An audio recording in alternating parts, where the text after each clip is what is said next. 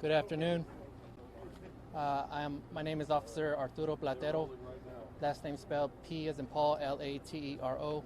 I am the Public Information Officer out of the El Centro CHP area office.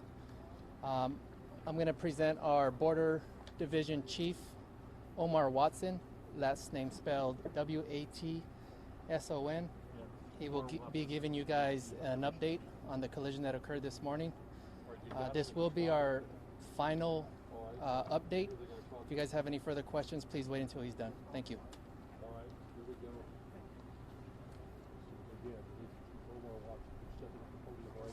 Good afternoon.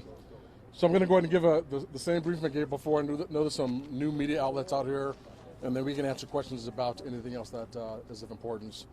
So on March 2nd at approximately 06:15 hours, El Centro Dispatch received a call of a traffic collision involving two vehicles which occurred on SR 115 at Norris Road. The vehicles involved were a big rig hauling two trailers and a maroon Ford Expedition. The big rig was traveling northbound on SR 15 north of Norris Road at an unknown speed. The Ford Expedition was westbound on Norris Road at SR 15 at the intersection. At this point, it's unknown whether or not the SUV stopped at the stop sign. For reasons still under investigation, the Ford Expedition entered the intersection in front of the big rig. The big rig collided with the left side of the Ford Expedition and pushed it to the shoulder. As a result of this collision, the driver of the big rig, who's 69 years old, sustained moderate injuries and was transported to Desert Regional Medical Center, where he's being treated for his injuries. There were 25 occupants in the Ford Expedition, including the driver, who's 22 years old. 12 of the occupants, including the driver, succumbed to their injuries.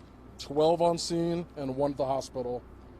The other occupants were transported to El Centro Regional Medical Center, Pioneers Memorial Hospital, and Desert Regional Medical Center, where they're being treated. A few of the patients were transported to Scripps and UCSD Medical Center because those are trauma hospitals and they needed more attention. Our multidisciplinary accident investigation team is on scene. They're a specialized team that's going to be investigating this incident to its conclusion. They're specially trained to look at all the physical evidence involved in this collision to determine exactly what happened. It would be premature of me to speculate on what happened at this collision. The important thing is that 13 people died in this crash. We owe it to the families of those that were killed and injured, as well as the public, to conduct a complete and thorough investigation to determine exactly what happened.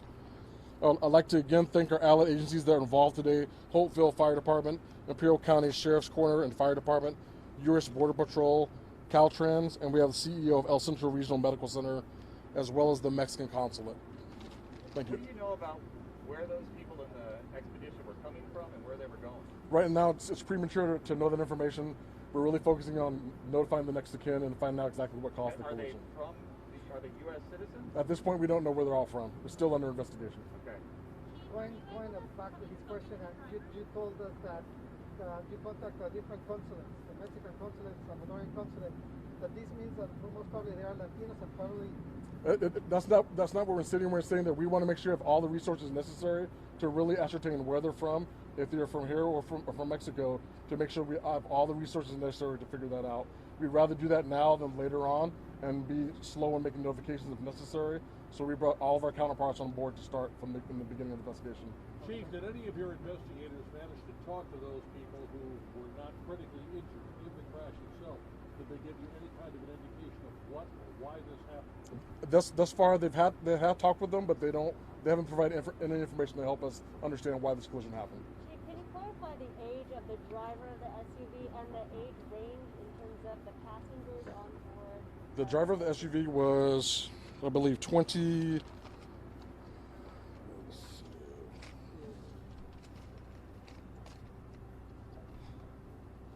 The driver of the SUV was 22.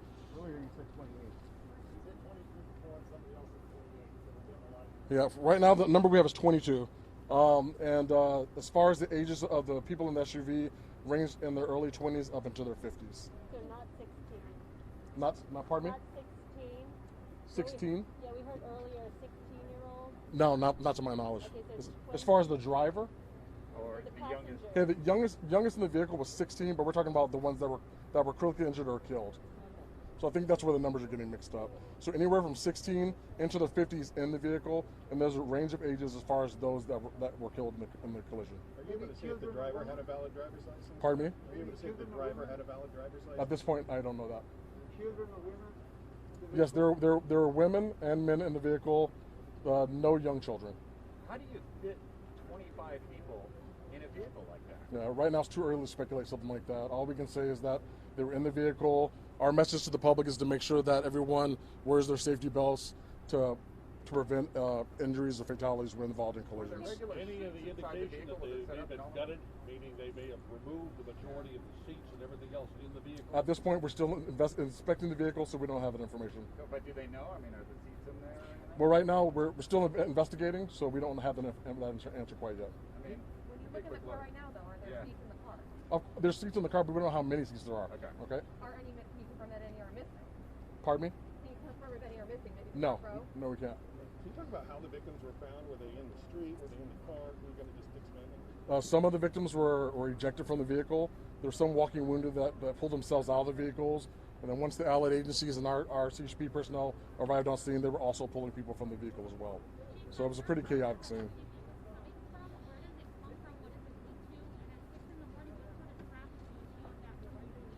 There's quite a few through traffic on this roadway, but we don't know where the vehicle is coming from at this point. That's still under investigation. are you looking into the possibility? Were these farm workers? Were these immigrants?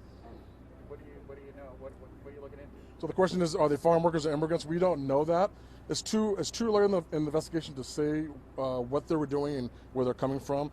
That's why we've assembled this team of personnel from all the agencies to ascertain exactly where they're coming from and exactly what happened. Do they have any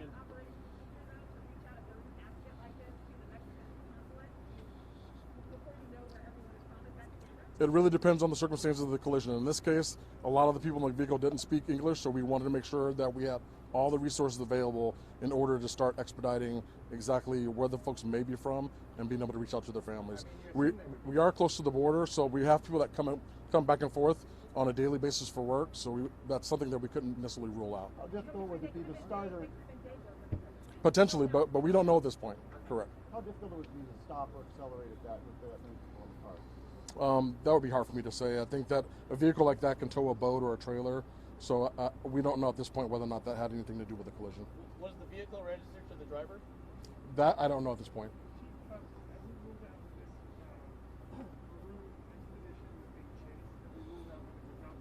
Correct. He's asking if whether or not this vehicle is being chased.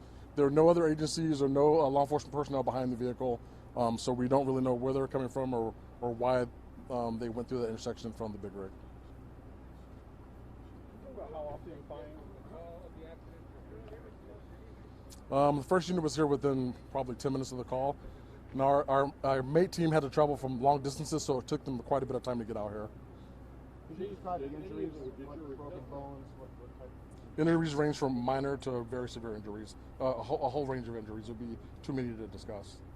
Chief, have your investigators been able to find any identification papers in and among the wreckage or on the people themselves, passports, green cards, anything? They were able to. The question is, did they find any identification? And the answer is yes. Not for everyone, but we have found identification for some of the folks in the vehicle. Was it U.S. or was it from another country? The identification. Pardon me? Was the ID from another country or was it from the U.S.? I don't know exactly whether the identification was from at this point.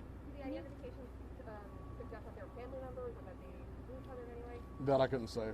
That's a little too early to speculate. Remember, our focus right now is on the collision itself and why it happened and making sure that we get contact with family members. That's really what our focus is. Chief, we did see skid marks. It looks like skid marks from the semi. Is that what you guys are seeing? That the semi had a moment to try to lock its brakes? Is that what you guys are seeing? He's asking if the skid marks are indication of basically what happened with the collision, and right now it's too early to tell. That's why the mate team is out here. It's in the preliminary stages, so all we can do is gather the evidence and look at all the factors before we render a decision. Who was the car registered to? All of that's being coordinated through the coroner's office, so that I wouldn't be able to say. Who was the SUV registered to? Was it registered to the driver? That I don't know. Earlier, we were told that the driver was from Mexicali. Can you confirm that? I believe the driver is from Mexicali. Where was the semi driver? Pardon me? The semi truck driver, where was he That I don't know. Was it loaded? The trailer was not loaded.